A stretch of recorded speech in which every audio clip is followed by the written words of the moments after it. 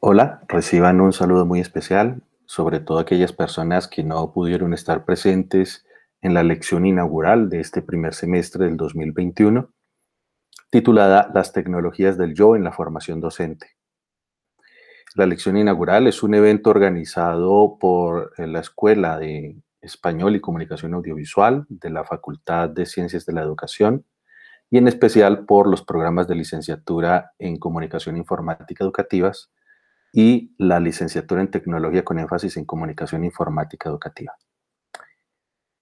Esta lección inaugural es derivada de la tesis doctoral que estoy terminando de escribir, cuyo proceso de investigación realicé desde la Universidad Autónoma de Barcelona con el doctorado en Ciencias de la Comunicación y Periodismo y bajo la dirección del maestro José Manuel Pérez Tornero.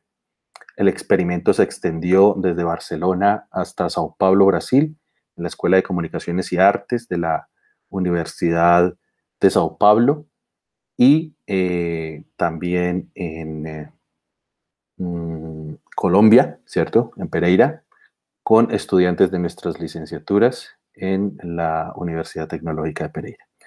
Voy a comenzar esta exposición, voy a tratar de ser muy resumido para poder dejar en términos generales esbozada la idea de lo que tratamos aquel día en que algunos de ustedes no pudieron conectarse.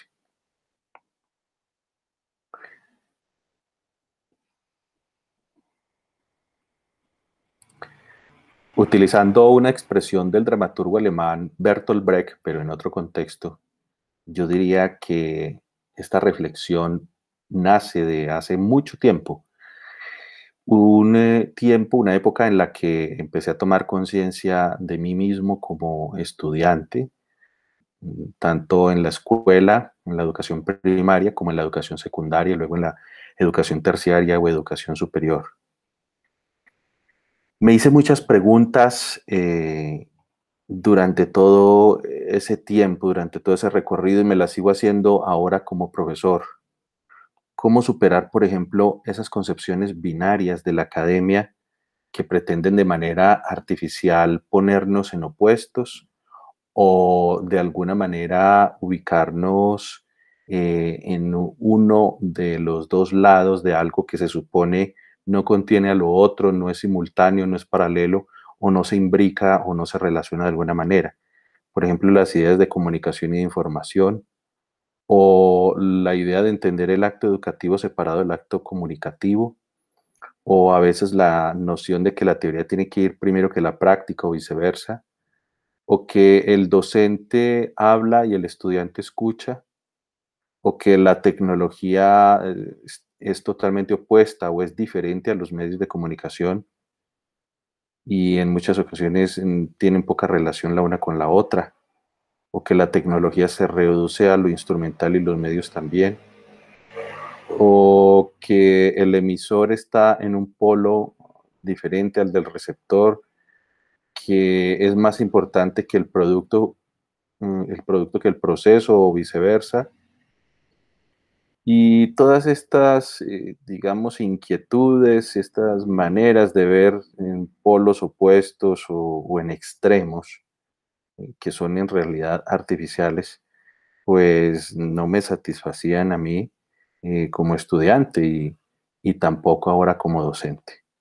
En ese sentido, estoy planteando es los orígenes de las cuestiones que me han llevado a revisar mi manera de aprender, pero también de enseñar a lo largo del tiempo, y cómo fui llegando poco a poco a esta idea de tecnologías del yo en la formación docente. Cuando comencé hace 15 años mi labor como docente universitario, pues ya traía unas experiencias previas que ahorita comentaré en esa relación que siempre existe entre la vida cotidiana, la vida personal y la vida académica y profesional. Sin embargo, yo podría enunciar algunas de esas de esta manera. Cuando yo recibí los cursos de medios de comunicación, no quería limitarme únicamente al análisis crítico de los contenidos y de los mensajes, porque consideraba que los medios eran algo mucho más allá de ese tipo de concepciones, y tampoco quería limitarme a la enseñanza instrumental de los medios. Es decir, quería hacer esas dos cosas y mucho más. Y en ese sentido me preguntaba, por ejemplo, cómo podría aprender medios un estudiante sin que el profesor le enseñe medios, es decir, sin que el profesor solo se limite a enseñar las narrativas, las técnicas, todas las tecnologías que convergen en cada medio, la reflexión antropológica y sociológica, la filosofía de los medios, los usos educativos, porque por ejemplo en este contexto enseñamos medios de comunicación no para comunicadores y periodistas, aunque es importante la reflexión comunicativa y también periodística, no para productores de televisión o técnicos de radio, cine, televisión, prensa, fotografía y otros medios, sino que lo ponemos en contextos educativos. Como yo venía de unos procesos anteriores, tanto académicos como personales, me hacía estas preguntas y también quería indagar cómo podría un profesor enseñar medios sin instrumentalizar los medios. ¿Cómo podrían los estudiantes y los profesores sumergirse en el conocimiento de los medios sin hablar necesariamente de medios? ¿Y cómo podríamos comprender las dimensiones filosóficas, históricas, políticas, sociales, comunicativas, educativas y culturales de los medios al producir relatos con los medios? Es decir, desde la producción y desde la práctica, ¿cómo podríamos llegar a todas esas reflexiones sin que una ocupara mayor importancia que la otra, sino que a través de esa entrada de las interfaces, de las narrativas, de la puesta en escena, del performance, de todo lo que implica adentrarse en la producción de relatos, pues cómo llegar hasta allá?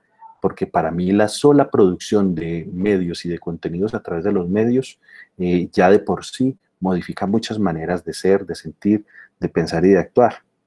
Y no soy el primero que lo reflexiona de esa manera, pero me ubiqué también en ese sentido, en ese contexto de la comprensión de la enseñanza de los medios. Y me encontré poco a poco en el camino con autores como Jerome Brunner y Susan Weiser, con artículos como La invención del yo, la autobiografía y sus formas.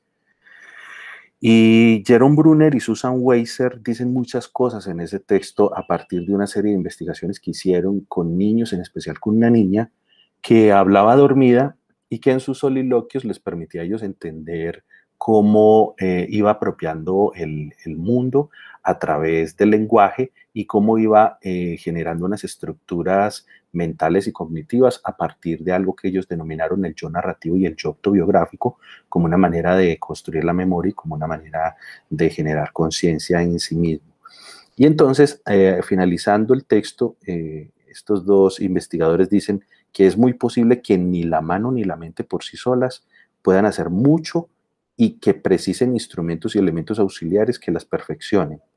Dice Brunner, yo solo quiero plantear, ampliando esta importante verdad, que para salir adelante uno necesita una buena teoría y que las teorías por lo general deben comenzar internamente. La más importante es una teoría acerca de uno mismo. Aquí podemos interpretar muchas cosas y él no está hablando, hay que advertirlo, de una mirada ni está justificando una razón narcisista o egocéntrica. No, él lo que está haciendo es explicando cómo a través del lenguaje interiorizamos el mundo externo y cómo a partir de nosotros mismos, de esa coherencia, de esa manera de mapear cognitivamente el mundo a través de narrativas, por ejemplo, y sobre todo narrativas autobiográficas, cómo vamos generando esa idea del yo, esa invención del yo, y a partir de ahí nos queda mucho más fácil aproximarnos a otros aprendizajes, a otros conocimientos, a otros entornos y contextos.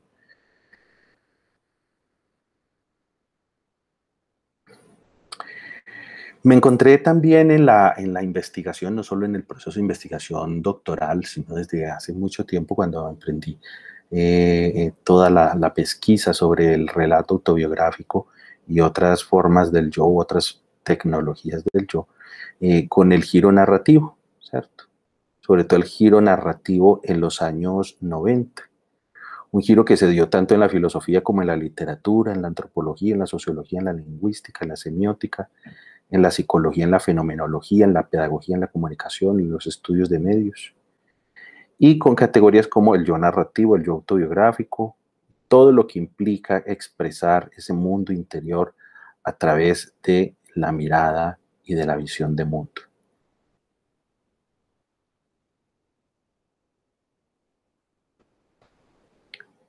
Y fui realizando con el tiempo, por lo menos desde el año 2006, cuando empecé a enseñar en las universidades, unos experimentos en los cursos de medios. Por ejemplo, en el curso de medio del video como medio, realicé durante muchos años un ejercicio que denominé el videoclip autobiográfico.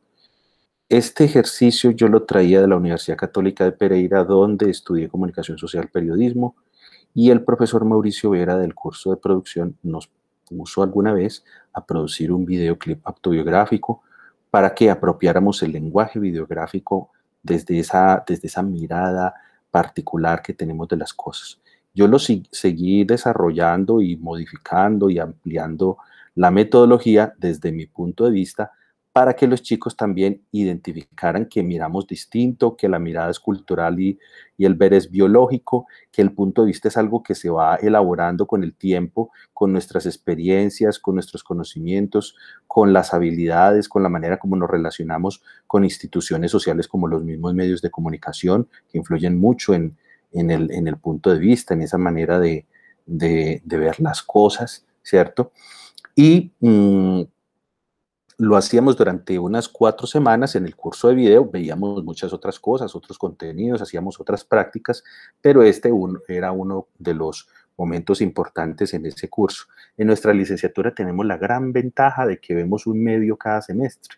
Vemos un medio de fotografía, un semestre de fotografía, otro de prensa, otro de radio, otro de cine, otro de televisión, otro de video, etcétera, etcétera. Y paralelo también unos cursos de informática, el área teórica de comunicación y pedagogía, el área de didáctica, el área de investigación y el área de contexto, y todas las prácticas educativas que implica la licenciatura, para que los estudiantes se enfrenten básicamente a 3 escenarios de la educación: formal, no formal e informal, que son la institución educativa, el aula de clases directamente, las comunidades y los medios de comunicación educativa y cultural. Y resulta que en una de las prácticas que tuve pues, el semestre pasado, práctica observacional, les propuse a los estudiantes para el trabajo final, ya no como en el curso de video, en medio del curso, en un momento específico del desarrollo de contenidos del curso, sino ya para el final, un podcast autobiográfico para que hicieran un ejercicio de autoobservación y de autocrítica. Porque ellos ya tenían unas rejillas para la observación de las prácticas de los docentes, pero quizá no se estaban mirando a sí mismos.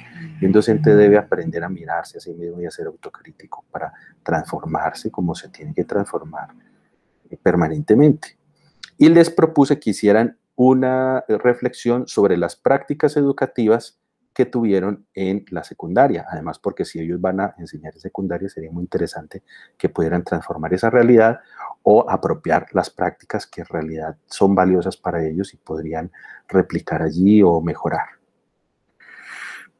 Luego, en este semestre, ya no en el transcurso de una asignatura ni al final, sino al comienzo, hice a partir de la noción de evaluación diagnóstica un tráiler y un paisaje sonoro autobiográficos con los estudiantes de radio, de cine y de televisión. Les pedí que elaboraran algo muy breve, de manera intuitiva, para que se presentaran, para que mostraran un poco de lo que son, de los gustos que tienen en relación con ese medio que vamos a estudiar con cada uno de ellos en el semestre.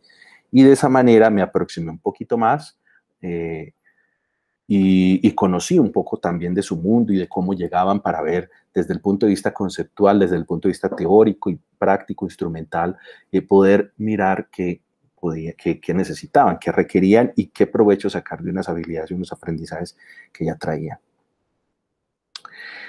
Entonces, en este orden de ideas también, desde que yo empecé a estudiar comunicación social, periodismo, y cuando conocí las teorías de la comunicación educativa, pues preferí tomar ese rumbo y me he venido especializando en función de eso, ¿no? De las múltiples relaciones y posibilidades que existen entre comunicación, educación, medios y TIC.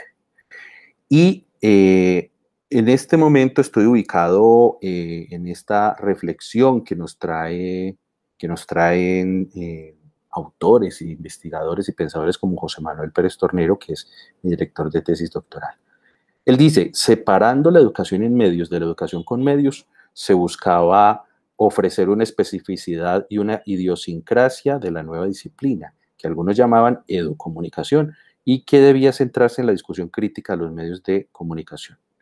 Es bien cierto que esta distinción logró de alguna manera afianzar la educación en medios y unirla al sentido crítico y a la toma de conciencia personal y social.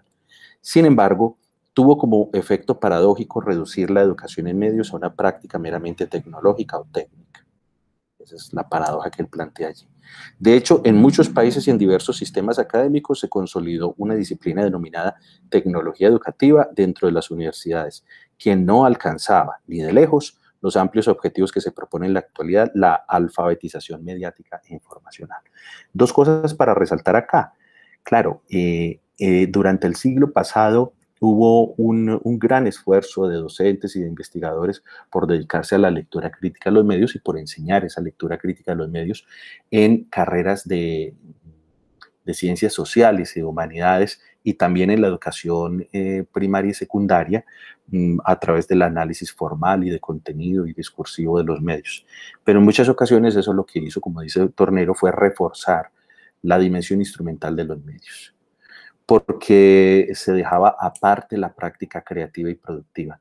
Pero llegaron los años 90, llegó la Internet 2.0, llegaron las plataformas digitales, los dispositivos, las redes sociales ya más recientemente, y todo ese fenómeno de consolidación del gran sistema mediático a nivel global, que involucró mucho más a la gente como consumidores más que como ciudadanos, pues lo que ha hecho también es instrumentalizar desde el otro ángulo, desde el otro extremo, los medios de comunicación. Entonces, la idea ahora, y desde los años 90 por lo menos, es que estas dos tendencias se articulen, que no funcionen aparte, que no se enseñe únicamente el activismo y el didactismo del uso instrumental de los medios para enseñar a través de ellos, y que no se instrumentalice solo desde el punto de vista de la teoría crítica y del análisis crítico de discursos y de contenidos, sino que las dos cosas se hagan a la vez, ¿cierto? Que tengan relación una con otra,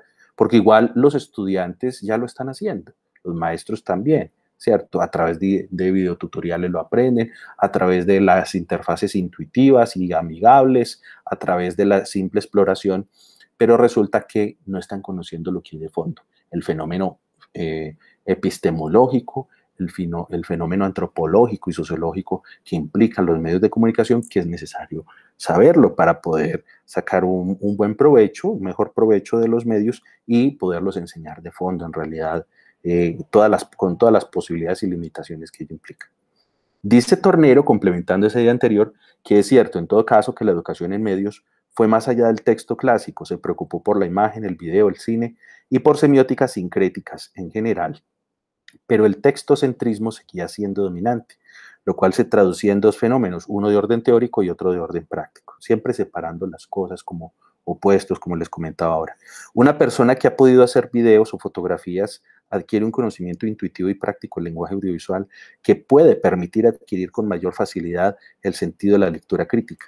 Viceversa es, en la práctica, más difícil y sobre todo menos motivador para el que aprende. Es decir, aquí la insistencia en que si nosotros como docentes no apropiamos las herramientas y el conocimiento necesario para aprovechar las dimensiones y las posibilidades, no solo de contenido, de mensaje, de lectura crítica, los medios y de práctica productiva y creativa, las grandes empresas de telecomunicaciones sí lo van a hacer para convertir a los estudiantes y a los ciudadanos en general en consumidores de tecnología.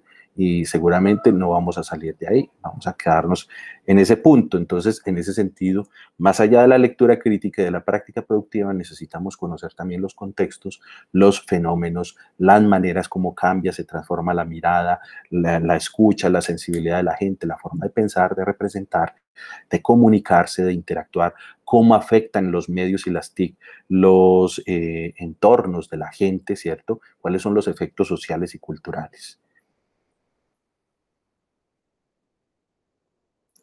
Y yo quiero entonces, ya después de esa pequeña introducción, explicar por qué llegué a esto, más o menos cuáles son esas motivaciones académicas y personales, pues plantearles unos antecedentes.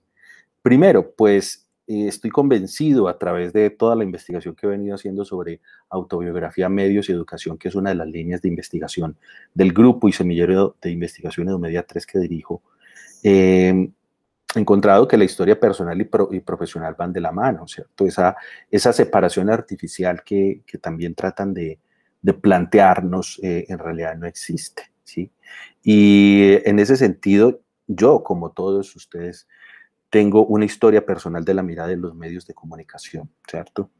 Desde muy pequeño me vi enfrentado a no tener medios de comunicación en mi casa, igual que mis hermanos, ¿cierto? El televisor llegó cuando ya estábamos creciditos, tuve un primer contacto con libros, con las novelas de Julio Verne y las Mil y una noches, antes que llegara a tener un contacto permanente con la televisión. La radio la escuchábamos, era más por lo que nuestros padres y nuestros abuelos consumían de noticias, de música y de otro tipo de contenidos.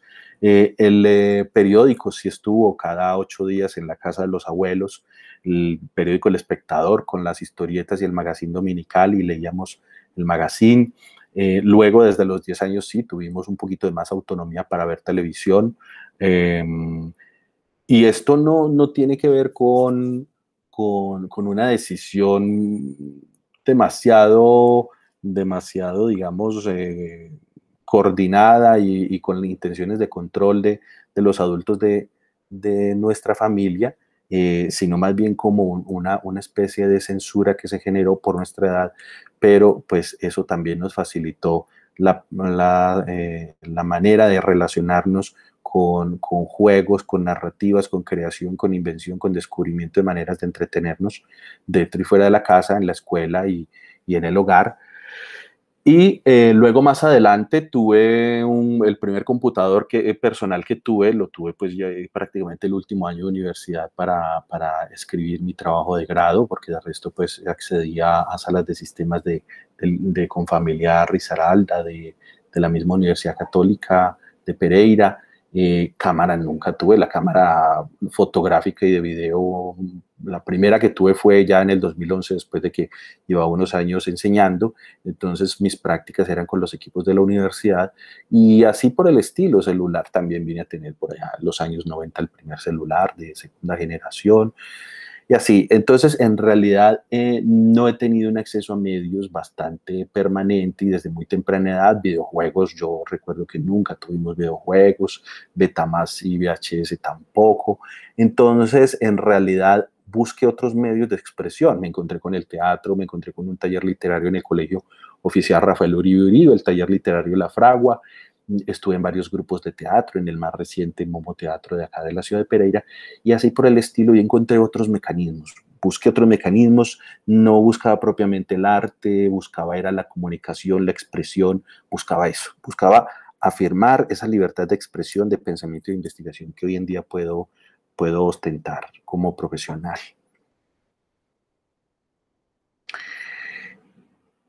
Y todo el proyecto de relato autobiográfico pues lo he desarrollado como tarea de estudiante para una asignatura cuando estudiábamos producción audiovisual, y en el año 2003 hice mi primer eh, producto audiovisual personal, desde la idea hasta pasando por la grabación, luego por la postproducción. Todo lo hice yo, era la primera vez que hacía esto porque normalmente se conforman grupos de producción y yo elegía como estudiante estar en el guión o estar ideándome la parte, la dimensión conceptual de lo que se iba a contar o de la investigación, en fin.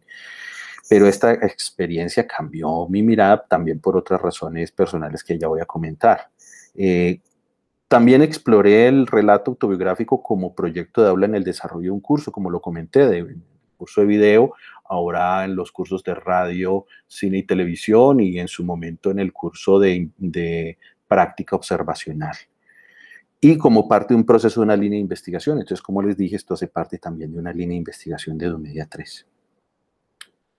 Como trayectoria personal y profesional, pues voy a partir de esta frase que me gusta mucho de la Premio Nobel de Literatura 2020, Louise Elizabeth Gluck, cuando dice: miramos el mundo una vez en la infancia, el resto es memoria. Me gusta bastante y creo que coincide mucho con lo que pienso hoy en día.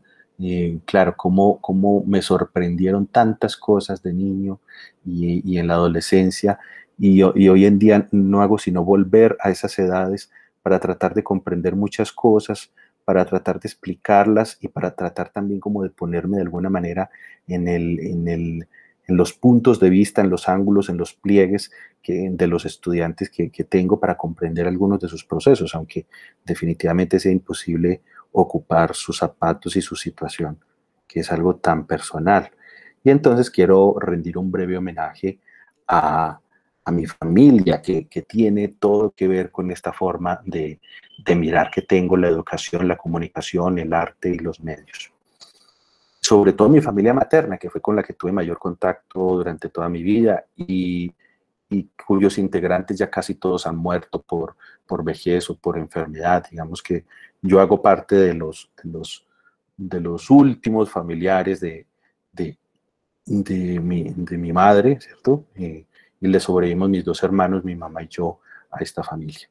Y acá, en esta imagen, en esta primera imagen, estamos en el Parque El Salitre con mi abuelo. Mi abuelo Luis Alberto Osa fue trabajador de la Universidad Tecnológica de Pereira, fue jardinero, trabajó en mantenimiento y se jubiló, creo que como en los años 80, cuando yo estaba en el colegio. Aquí aparezco yo de chaqueta amarilla. Aquí está mi hermano Leonardo Fabio en brazos del abuelo. Está mi hermano Carlos Mario a un lado de chaqueta roja. Aquí estoy yo también sentado con ellos. Esta es una de las distinciones que le daba la Universidad Tecnológica de Pereira a sus pensionados: mi abuelo, mi hermano, mi abuela Marta, mi otro hermano menor y mi tía, que también fue licenciada en español y comunicación audiovisual de la Universidad Tecnológica de Pereira. Y pues ya todos ellos han fallecido, menos mis dos hermanos. Aquí está mi mamá cargando a mi hermano Carlos Mario. Está mi papá. Esta es la única foto que tenemos de nuestro padre y la conocimos hace poco. Aquí mi abuela y mi abuelo me tienen en brazos. Y quería rendirle este homenaje a ellos porque resulta que en el año 2003, cuando murió mi abuelo, justo en ese momento yo estaba realizando mi primer video autobiográfico, y entonces ese hecho cambió todo lo que yo tenía pensado hacer y decidí rendirle un homenaje a él. Y titulé el video Animus Anima, a partir de unas lecturas que estaba haciendo en ese momento de la obra de Gastón Bachelard. Le hice el homenaje y eso de ahí en adelante cambió mi vida, porque ya luego, cuando llevé el ejercicio de video autobiográfico a la Universidad Tecnológica de Pereira para desarrollarlo con mis estudiantes, decidí hacer ese proyecto de aula como tesis de maestría. La tesis la dirigió Omar Rincón, fue laureada, fue la primera tesis de maestría laureada en lo que en ese momento llevaba de historia la maestría en comunicación educativa. Y luego pues ya vinieron otra serie de hechos que voy a comentar así a grosso modo hasta llegar a lo que es hoy en día la tesis de estudios doctorales.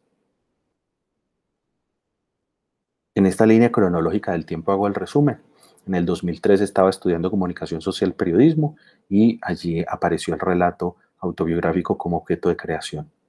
Luego, en el 2006, entré a ser docente de la Universidad Tecnológica de Pereira, y el relato autobiográfico apareció como objeto de formación. Luego, en el 2009, culminé mi tesis de maestría, y el relato autobiográfico aquí tomó el rumbo del objeto de investigación.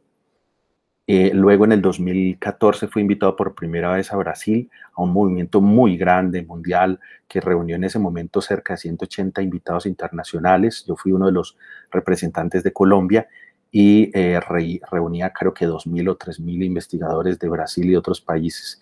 Desde el 2004 se viene desarrollando el Congreso Internacional de Pesquisa Autobiográfica allí y tiene una serie de publicaciones de libros, está sacando una colección cada 2 años que se da al Congreso y yo ya he ido 3 veces allí. Entonces me han publicado en 4 colecciones de libros mis investigaciones y me las han publicado también en 2 revistas, en 3 revistas de estudios pedagógicos. Aquí apareció entonces el relato autobiográfico como tema de publicación, aunque en el 2010 yo ya había publicado algunos ejemplares de mi tesis de maestría y los había llevado a diferentes países, a la Universidad Rafael Landívar en Guatemala, a la Universidad Centroamericana de San Salvador, a la Universidad de Río Negro en Argentina, a la Universidad también de Buenos Aires, a la Facultad de Filosofía y Letras en Argentina y a la Biblioteca de las Madres de la Plaza de Mayo. Todos los ejemplares donados y también dejamos unos en Unicen, en Olavarría, y luego, pues, como les digo, conocí a los brasileños y empecé a publicar allí en Brasil. Luego, en el 2016, ya el relato autobiográfico se convirtió en mi tema de tesis doctoral. Yo quería hacer otra cosa, pero hablando con el maestro Tornero, le conté lo que había hecho en la maestría y él me propuso que siguiera con esa línea de trabajo, pero ubicado en el contexto de la alfabetización mediática informacional. Y en el 2020, el relato autobiográfico apareció como tema de formación posgradual, porque resulta que hace unos años existe el doctorado en investigación narrativa y autobiográfica de la Universidad de Rosario en Argentina, y yo fui el año pasado uno de los invitados a las tertulias doctorales.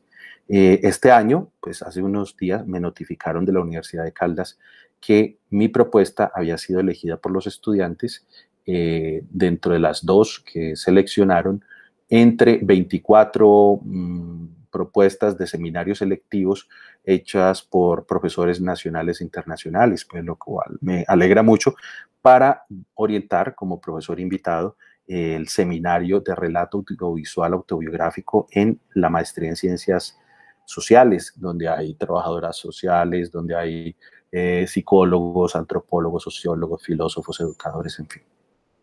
Así que todo esto ha sido como el recorrido que ha originado publicaciones, congresos, simposios, seminarios, y finalmente yo podría decir que todo el proceso de formación doctoral, aunque viene de mucho tiempo atrás, pues por lo menos podría enmarcarse desde el 2003, cuando yo inicié mi primera experiencia como creador de un relato audiovisual autobiográfico.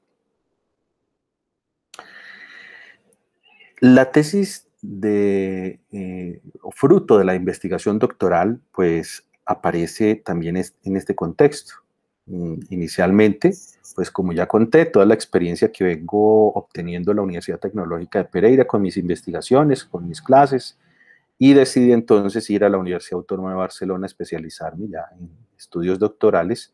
Quienes somos comunicadores sociales sabemos de la importancia de la Universidad Autónoma de Barcelona en el contexto global, en la formación de periodistas, en la investigación y producción de medios y de teorías. Allí estaba Miguel Moragas Spa, Lorenzo Vilches, Román Guber. Allí en Barcelona también está Castells, bueno, en este momento está Tom Van Dijk o Teun Van Dijk, ¿cierto? En la Universidad Pompeu Fabra, está Carlos Escolari, bueno, hay una cantidad de investigadores y no solo en Barcelona, sino en muchas otras ciudades de España, ¿cierto? Entonces, la influencia, además, editorial de Barcelona es decisiva en todo lo que leemos, en lo que investigamos, en lo que leen nuestros estudiantes y en lo que incluimos en nuestros proyectos de investigación. Como el proyecto de investigación implicaba involucrar a España y a otro país, porque así está pensado el doctorado allí, pues yo decidí hacerlo en Brasil por obvias razones, por lo que les digo, mi aproximación a todo el trabajo investigativo que venía realizando de tiempo atrás con los brasileños, pero también pues debido a que en la Universidad de Sao Paulo pues hay un centro de investigación y estudios y de producción de la educomunicación bastante importante, y con estas 2 universidades existen convenios desde hace algunos años, así que decidí hacerlo allí y pedí que me permitieran hacer también el experimento en Colombia.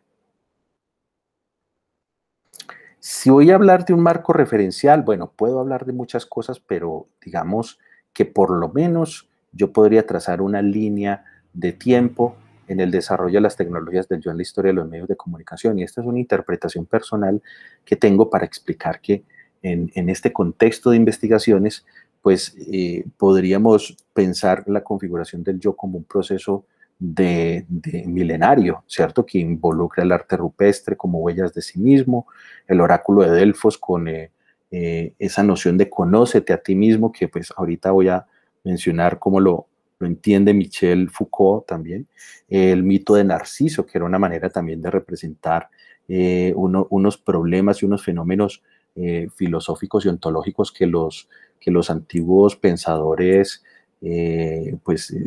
querían desentrañar.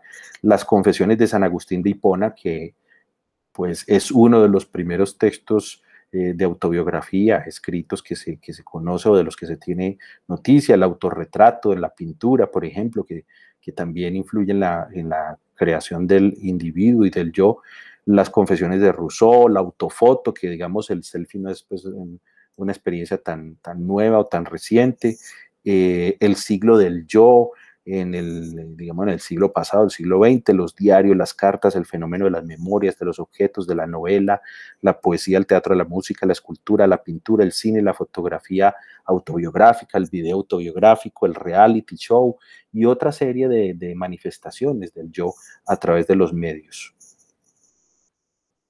En YouTube, en Facebook, en Instagram, en las redes sociales también hay un culto al yo que sigue generando bastantes reflexiones y yo simplemente quiero trazar pues esa línea. ¿Qué vendrá? ¿Será que viene una suprema subjetividad con los avances en la cuántica, en el Big Data, en la inteligencia artificial, en la exploración del espacio neuronal? Bueno, ya miraremos más adelante. Hay indicios de que vienen cambios bastante fuertes en ese sentido. Y entonces, en mi proceso de formación doctoral, opté por algo que ya venía entendiendo e indagando, enseñando también en las aulas de clase desde hace más de 15 años, y que tiene que ver con la idea de comunicación y educación abierta, no cerrada, sino abierta al diálogo, abierta a la transformación, a la comprensión activa, ¿cierto? Donde tanto docentes como estudiantes proponen y hacen cosas, donde aprenden desde ese punto de vista que Jerome Brunner nombra como aprendizaje por experiencia directa, por experiencia mediatizada, eh, una comunicación y una educación participativa, relacional, que permitiera relacionar teoría y práctica, textos y contextos, procesos y productos, bueno, aquello binario, relacionarlo permanentemente. Y dialógica, ¿cierto? Que hubiese una transformación, un crecimiento y que emergiera la praxis, o sea, la reflexión de la práctica, la generación de teorías, metodologías y formas de hacer las cosas, de hacer el conocimiento y de enseñarlo y de acceder a él.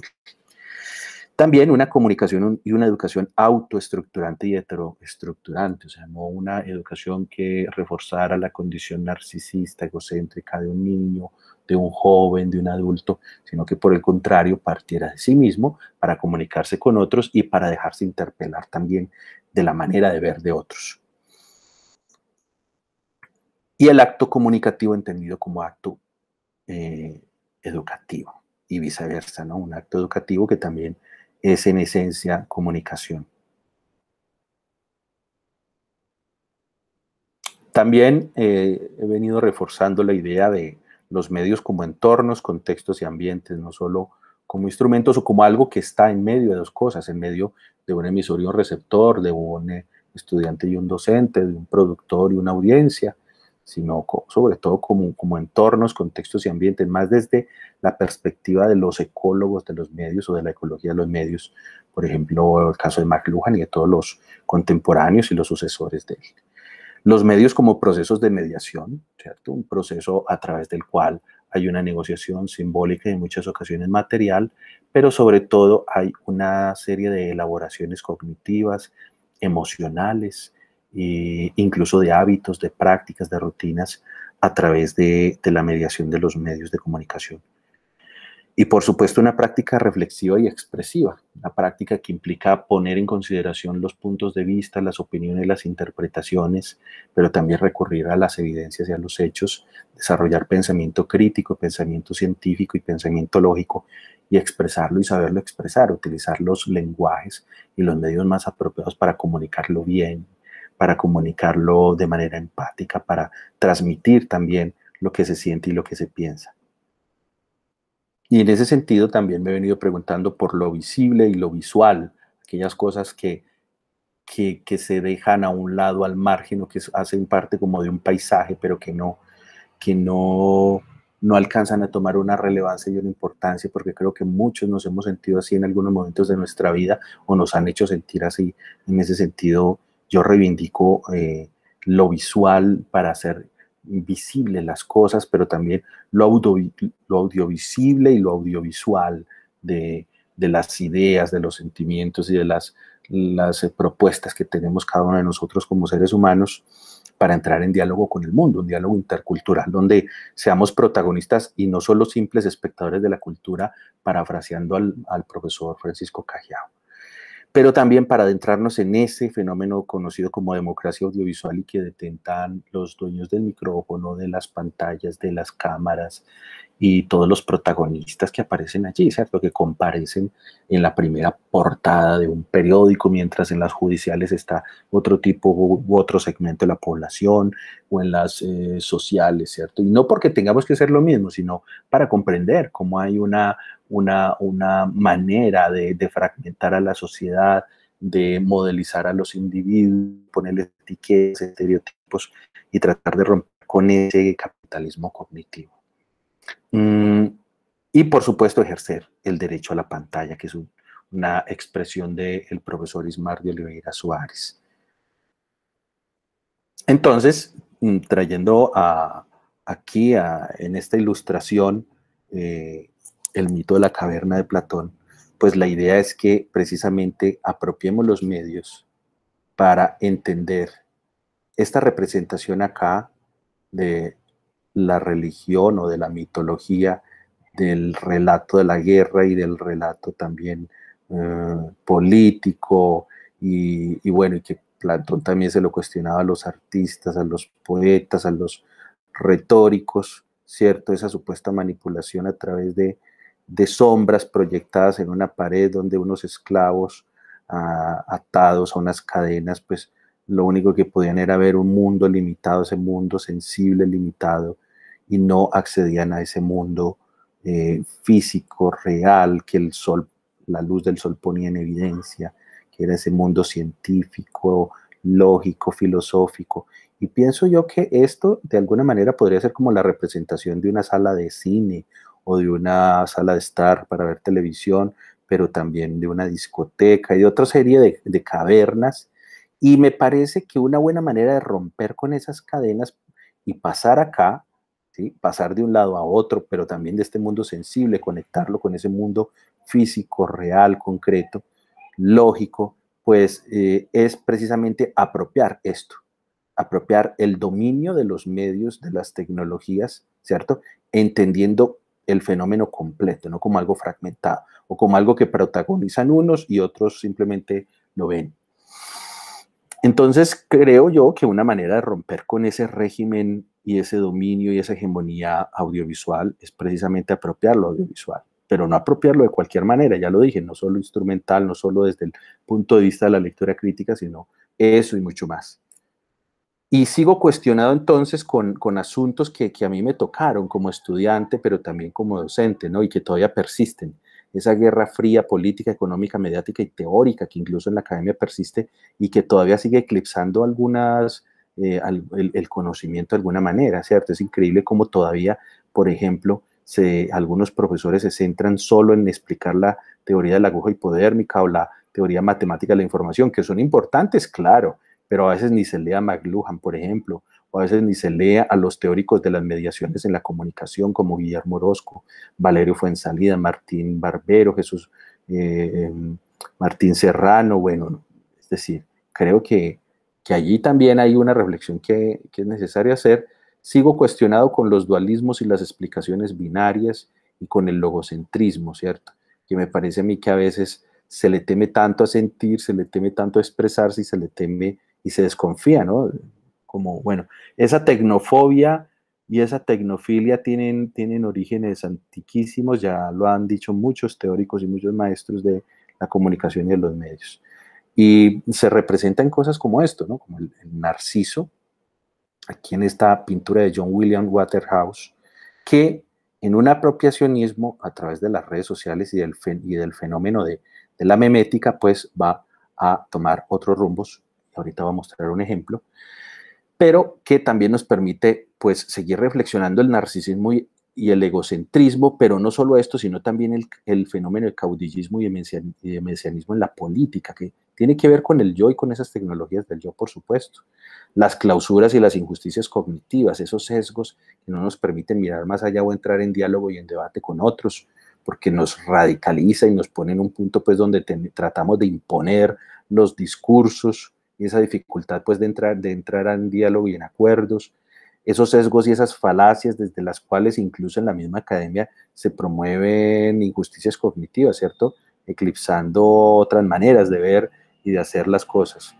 Y este es el apropiacionismo al que me refería. Recuerden que la teoría de la memética viene de Richard Dawkins, de un libro que él publicó en los años 70, conocido como El gen egoísta, ¿cierto? Y él explica que de alguna manera los memes se parecen a los genes. Él dice que los memes son ideas, básicamente, que van de un cerebro a otro, y explica cómo hay al menos 3 características que simulan a los genes y permiten que las ideas se transmitan de generación en generación, algunas casi que fielmente en el copiado y con una longevidad o una duración, pues, a lo largo del tiempo. Entonces, quería traer a colación estas imágenes, pues, que utilicé también en una publicación de las que circulan en Brasil.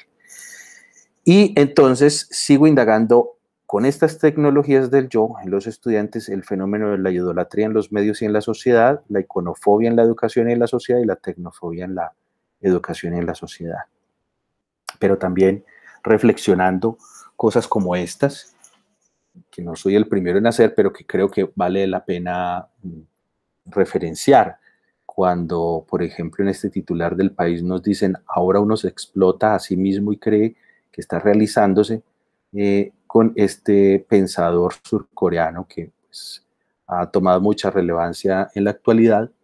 Y esto me pone a reflexionar un poco en el sujeto neoliberal, ¿cierto? Un sujeto que tiene para, como dice Alvin Toffler en la tercera ola, el prosumidor, tiene una ética particular en esta sociedad contemporánea, ¿cierto? Toffler escribía en los 80 ese libro que de alguna manera era como profético porque casi que se puede leer de manera literal lo que estamos viviendo o parte de lo que estamos viviendo hoy en día. Y a partir de eso, precisamente, quiero indagar la precariedad en los medios, en las artes y en la sociedad. Reflexionar la autoalienación en la educación, en los medios y en la sociedad. A veces alguien que critica la alienación está alienado y no se da cuenta, ¿cierto? Dentro de su propia alienación no, es imposible casi que se auto-observe y se autocuestione. Entonces, pienso que las tecnologías del yo también pueden contribuir en el hecho de desarrollar habilidades de autoobservación y autocrítica. Y también reflexionar la autoexplotación en la sociedad, en las TIC y en las redes sociales. ¿Hasta qué punto el prosumidor en realidad es un fenómeno de autoexplotación? ¿O hasta qué punto es un fenómeno de interacción y de participación, por ejemplo? Miren este caso. Recuerden que la revista Time anualmente elige el personaje del año y en este momento, en este año, fue hace unos años, el personaje del año eras tú, you, ¿cierto? En ese sentido, creo que también se sigue autorreferenciando a través de los medios y de las TIC el yo como un objeto de explotación o de autoexplotación. Pero además quisiera recurrir a una cita textual, porque la idea de tecnologías del yo es de Michel Foucault, en un ensayo que titula así, un ensayo muy breve, en el que él, por un lado, explica cómo fue llegando a esta idea de tecnologías del yo a partir de su exploración de la hermenéutica del sujeto. de la reflexión que se contextualiza en algo mucho más amplio y que atraviesa parte de su obra, que es la idea de la biopolítica, ¿cierto? Del control de todos los aspectos más íntimos y privados del sujeto para modelizarlo, modificarlo, en fin, castigarlo, vigilarlo. Y por otro lado, también él reflexiona la idea antigua de conócete a ti mismo, pero también de hazte cargo de ti mismo. Y él va explicando a lo largo del ensayo en qué consisten esas dos ideas, ¿no? Y llega a decir que, por ejemplo, prácticamente nos quedamos con el conócete a ti mismo y no con el hazte cargo de ti mismo. Yo diría que hoy en día ni con el uno ni con el otro. Un asunto que a mi modo de ver la educación debe retomar, ni como asignatura, ni como un curso, ni como un contenido, ¿no? O como parte de la visión de mundo del educador y de sus intencionalidades, del ser humano que quisiera ver en la sociedad presente y futura. Dice Foucault que las tecnologías del yo permiten a los individuos efectuar por cuenta propia, con la ayuda de otros, cierto número de operaciones sobre su cuerpo y su alma, pensamientos, conducta o cualquier forma de ser, obteniendo así una transformación de sí mismos con el fin de alcanzar cierto estado de felicidad, pureza, sabiduría o inmortalidad. Pueden ser muy polémicas varias ideas que están acá y varias expresiones que él utiliza, pero pongámoslo en el contexto. Esa idea aparece acá. Dice, 1. Existen tecnologías de producción que nos permiten producir, transformar o manipular cosas. 2. Tecnologías de sistemas de signos que nos permiten utilizar signos, sentidos, símbolos o significaciones. 3. Tecnologías de poder que determinan la conducta de los individuos, los someten a cierto tipo de fines o de dominación y consisten en una objetivación del sujeto. 4. Pues la frase que les acabo de leer. Y en ese sentido, entonces, dice también Foucault que estos 4 tipos de tecnologías casi nunca funcionan de modo separado, aunque cada una de ellas esté asociada con algún tipo particular de dominación. Cada una implica ciertas formas de aprendizaje. Miren, pues aquí el papel del docente y de los medios también, ¿cierto? Y de modificación de los individuos, no solo en el sentido más evidente de adquisición de ciertas habilidades, sino también en el sentido de adquisición de ciertas actitudes. Él está hablando aquí casi que desde la perspectiva de la competencia heredada de la idea de competencia lingüística y competencia comunicativa, ¿cierto? Entendida como conocimientos, habilidades, actitudes, procedimientos, técnicas para la modelización del yo. Pero él lo pone en este contexto, este contacto, dice, entre las tecnologías de dominación de los demás y las referidas a uno mismo, es lo que yo llamo gobernabilidad. Entonces yo diría, aquí también hay una necesidad de autogobierno y de generar ese autogobierno en los estudiantes y pues en los futuros docentes. ¿Qué vendrá? Esto es cosa del pasado. Esto de experimentar, por ejemplo, con un gorila, jugando, manipulando una tecnología como esta que aparece en la imagen. ¿Por qué digo que es del pasado? Bueno, pues ya Elon Musk, el dueño y presidente de Tesla, tiene muy adelantado un proyecto que se llama Neuralink y que consiste en términos generales en insertar un dispositivo inalámbrico en el cerebro conectado de alguna manera al sistema neuronal, el sistema nervioso, y él dice que a través de esto, pues, por un lado, él pretende dar una solución a enfermedades neuronales, incluso que algunas personas que no caminan o que no pueden mover sus extremidades superiores e inferiores puedan hacerlo, ¿sí? A través de una serie de terapias y de este dispositivo, y también que en un futuro pues la gente se pueda comunicar casi que mentalmente a través de esto o conectar este dispositivo a internet, es decir, que haya una conexión entre cerebro e internet. Eso plantea muchos retos, muchas reflexiones para todos en general, pero para los educadores también en un contexto específico. Y entonces hace unos días, hace unas semanas, decía que ya tenía a un chimpancé jugando videojuegos con este dispositivo colocado en su cerebro y lo tenía jugando pues prácticamente sin utilizar las manos. Estos son pues como 3 dimensiones de su proyecto Neuralink. Y recordemos pues que a Tesla se le debe mucho, no solo del desarrollo de los medios o de medios como la radio y otra serie también de técnicas y de formas de comunicarse y de explorar incluso el espacio sideral, sino también la comunicación inalámbrica. Entonces, bueno, ahí está la referencia a Nikola Tesla. Y relacionando esa imagen que les mostré y la anécdota de Neuralink, pues no es la primera vez que medios como el cine han reflexionado esas relaciones que tenemos con ese pasado primitivo que quizá no es tan pasado, ¿cierto? Entonces quería también reseñar un poco esto, esas tres películas sobre todo, y esta serie de una plataforma over the top que pues digamos, la más reciente temporada está en este momento colocada allí. Sexto, para el cierre. Bueno, pues me gustan mucho estas frases que están totalmente conectadas con la labor docente y las tecnologías del show. Esta de Francisco Cajiado de su libro La piel del alma. El ser humano, dice él, es el único ser sobre la tierra capaz de hacerse significante para sí mismo, y el significado de construirlo él mismo valiéndose de su mente, de sus sentimientos y de su cuerpo como vehículo de contacto con el mundo y de expresión con el mundo interior. Entonces me parece que es totalmente pertinente en este contexto que he comentado, que he expuesto mis ideas y que vengo desarrollando investigación. Esta otra frase también de Fernando Vázquez Rodríguez, otro profesor colombiano, en un texto muy conocido por ustedes, que se llama Más allá del ver está el mirar, donde él hace distinciones entre ver y mirar, y dice que el ver es natural, inmediato, indeterminado, sin intención. El mirar, en cambio, es cultural, mediato, determinado, intencional. Con el ver se nace o no se nace, ¿cierto? El mirar hay que aprenderlo. El ver depende del ángulo de visión de nuestros ojos. El mirar está en directa relación con nuestra forma de socialización, con la calidad de nuestros imaginarios, con todas las posibilidades de nuestra memoria.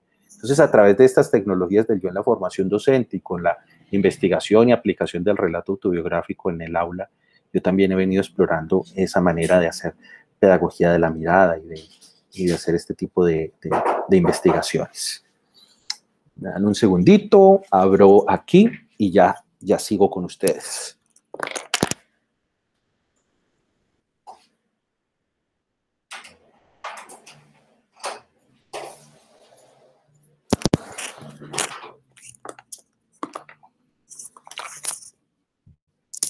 Bueno, ahí está, muy bien. Dio vueltas la imagen un poquito, pero aquí ya estoy de nuevo.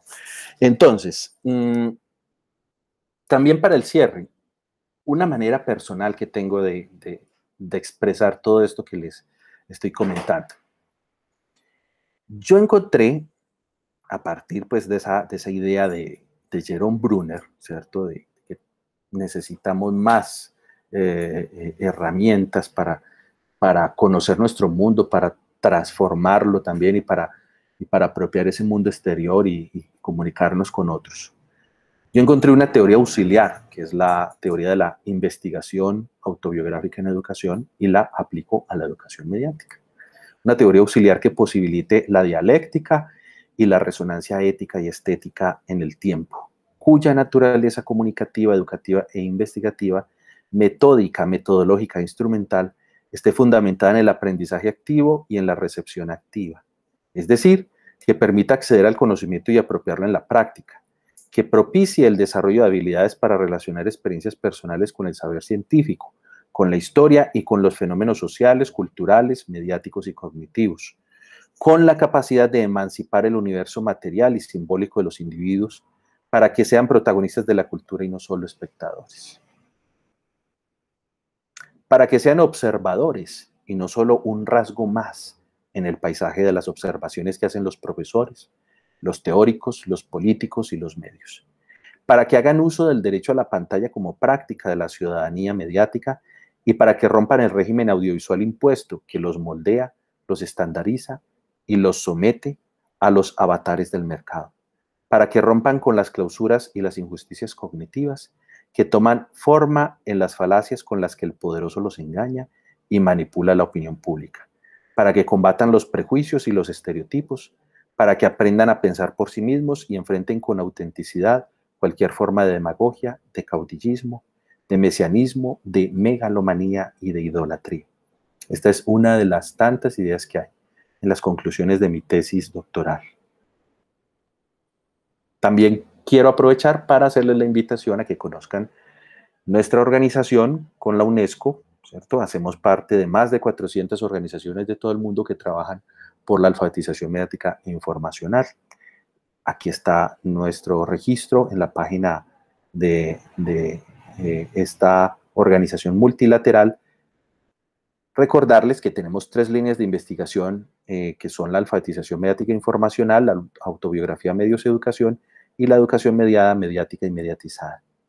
E invitarlos para que nos sigan en las redes sociales, de manera tal que podamos compartir con ustedes este y otros materiales que subimos allí y que solo les pedimos a través de las licencias Creative Commons que nos den el derecho a la autoría de manera tal que se reconozca nuestro esfuerzo y nuestra labor. De resto, pueden acceder a ellos de manera gratuita y compartirlos con otras personas, eso sí, sin modificarlos. Muchas gracias. Con esto ha sido todo por el momento. Les agradezco su atención. Agradezco mucho los comentarios que quieran hacerme, las preguntas. Lamentablemente, muchos de ustedes no pudieron estar en la lección inaugural, pero si ustedes quieren, me pueden escribir al correo leandro73@utp.edu.co. Y lo digo así para todos los colegas, amigos, estudiantes, no solo de Colombia, sino de otros países con los que normalmente trabajamos en conjunto a través de nuestras redes de investigación. Que estén muy bien, hasta pronto, espero sus comentarios, sus preguntas y con gusto estoy dispuesto a compartir lo que se requiera, lo que sea necesario para profundizar más en este tema. Hasta luego.